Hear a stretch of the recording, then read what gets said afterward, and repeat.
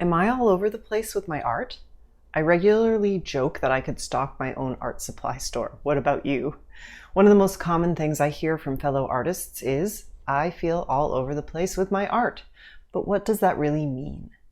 Hey there, I'm Carrie. Here on Artist Strong, I help self-taught artists with home studios who feel stuck with their art move from wondering what's next to confidently expressing themselves through unique, original art. To date, thousands have joined the community. If you feel like gaps in your learning hold you back from making your best art, sign up and watch my workshop, How to Create Art from Your Imagination. It's completely free and the link is in the description below. When I break down the idea of being all over the place with one's art, it's about lots of art materials, playing with many media, and juggling various ideas and projects. But we also have a negative association with this belief. Somehow we are lacking or something is missing from our art, and this experience is evidence of that lack. Today, let's talk about what it means to be all over the place with your art, how artists across history have managed their varied ideas and interests, and how you can use this to your advantage to make better art. Here's the thing. You should be all over the place with your art. Yes, I said it. Here's why. Exploring different materials and ideas helps you figure out what captures your attention and keeps you motivated, even when it gets hard. While art is something fun we do, if you're here watching this, you are also interested in building your skill, perhaps exhibiting and selling your art, and that involves growth. Remember, to grow is to be uncomfortable. Learning is uncomfortable. I have a short article on the role of discomfort in being an artist linked below. So being engaged with our materials and ideas is vital to our ability to stick with your art when it feels difficult. Being all over the place with your art is also a great way to build your skill, as different media can inform and enhance your work. Right now, I have a student inside my skill building program called Self-Taught to Self-Confident, who is focused on drawing and colored pencil, but also works in wood carving. He has repeatedly shared how doing both is informing the way he sees things and that his drawing is absolutely improving his carving. And I am sure his carving has helped him with his observational skills as well. What a wonderful way to keep making art, but have something completely different to explore and play around with when we need a break from a particular medium or project. The more time we put into our art, the stronger our skill will become. Going through this exploratory stage, one of the 3 phases of artistic expression, which I talk about in this video here, is crucial to uncovering your unique voice. Without making a lot of art and experimenting, you can't truly refine your style. You need to have plenty of work to begin to see what makes your art uniquely yours, and then consciously embrace those qualities to really let it shine forth. Yayoi Kusama's work spans painting, sculpture, performance, and installation art. Her distinctive use of polka dots and repetitive patterns is a hallmark that ties her diverse body of work together. Her media isn't what connects her art, but the use of patterns across her work. Kara Walker is known for her provocative silhouettes and installations that explore themes of race, gender, and identity. Her work includes drawing, painting, film, and sculpture, illustrating the power of a multidisciplinary approach. This approach awarded her a MacArthur Fellowship, also called the Genius Grant, at the age of 28.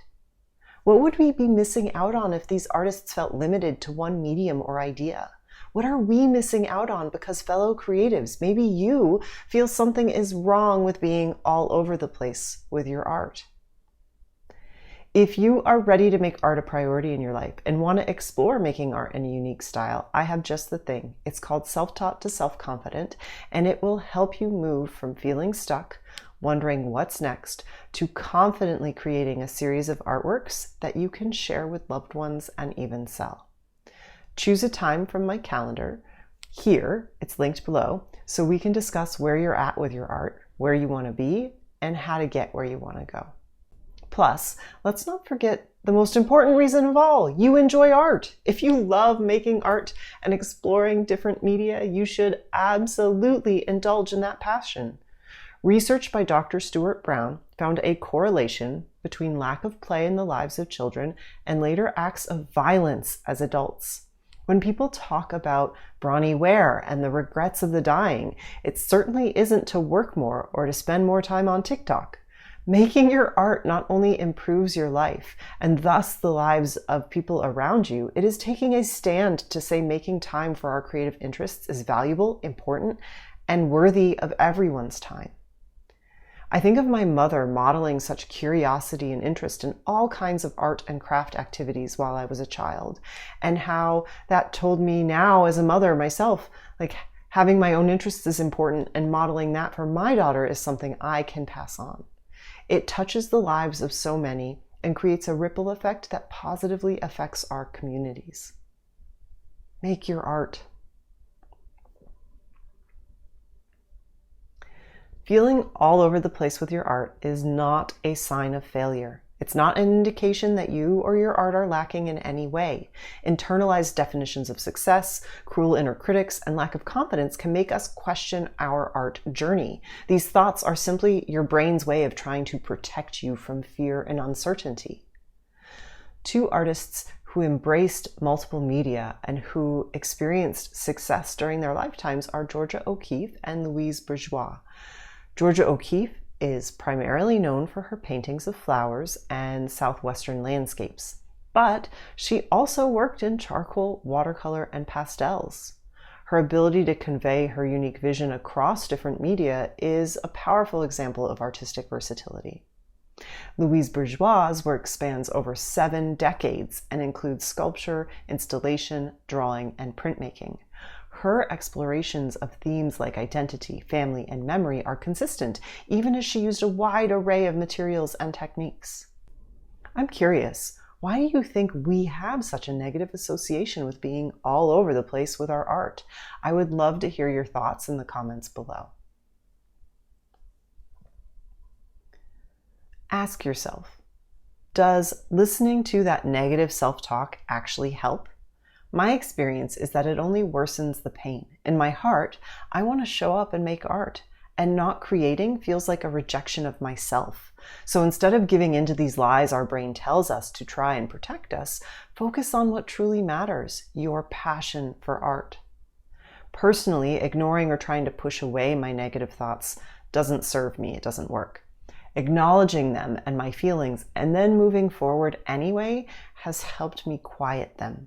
I have an article all about the mindset shifts that we can cultivate as artists, linked for you below.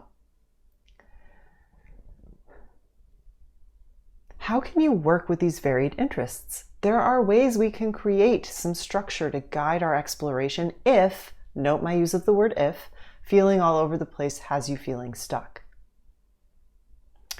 One way to create structure is by working in series. I wholeheartedly believe in this practice. A series is a collection of artworks, usually between 5 to 25 pieces that share a theme, medium, or other connecting thread. I have a video about why artists work in series linked for you here. You can stick with your many materials and create a group of artworks by medium or use them all together to explore a theme. There are many ways to use your varied interests and communicate consistency for gallerists or collectors, for example. But I find working in a series is the simplest way to curate my art and present it with a level of consistency. Why not give yourself a period to play while also choosing one project or idea for a deeper dive? Art is about both exploration and digging deeper. By working on both, you can maintain a sense of freedom and opportunity while also feeling motivated to keep showing up, being challenged and growing. If you are a recovering perfectionist like me, black and white thinking can really get us into trouble. We limit ourselves with all or nothing approaches. What if we can have both? What would that look like for you? Tell me more in the comments below. Another way to create some structure with your feeling all over the place is to choose a grouping of materials to explore as mixed media. What happens when you use various materials to complete a single artwork or series? This can challenge you conceptually and technically. It encourages you to create harmony and unity across the piece, pushing you to grow as an artist. What other strategies can you use that help you embrace feeling all over the place as a sign of progress, process, and doing the work? Let's create a resource in the comments that supports fellow artists as they move through this experience.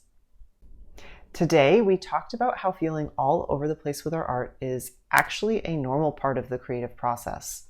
While collectively we talk about it like it's a sign of failure or evidence that something is wrong with our art or even ourselves, it's a great way to build skill, explore, and develop your many curiosities to see where it all might lead, as well as what topics or materials you want to spend more time with.